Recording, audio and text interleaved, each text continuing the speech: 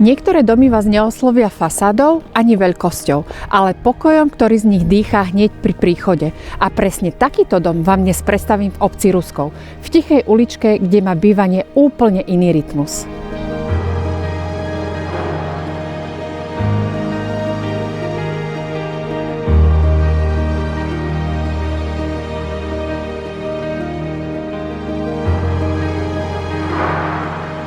Je to typ domu, ktorý si človek dokáže veľmi rýchlo predstaviť ako svoj.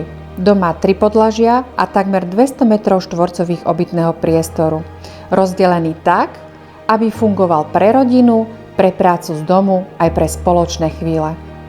Centrom a srdcom domu je jednoznačne denná časť, obývačka prepojená s jedalenským kútom a kuchyňou.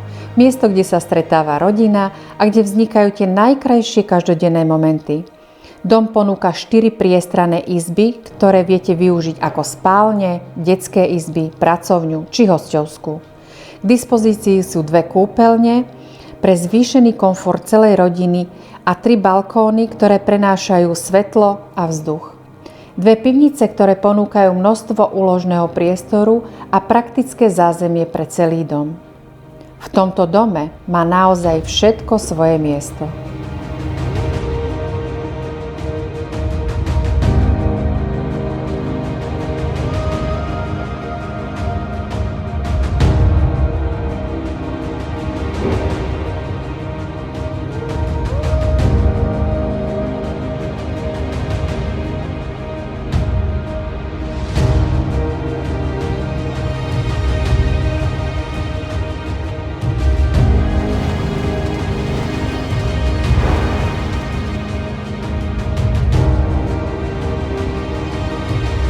A to všetko v príjemnom priestore, kde vládne pohoda, ticho a bezpečie.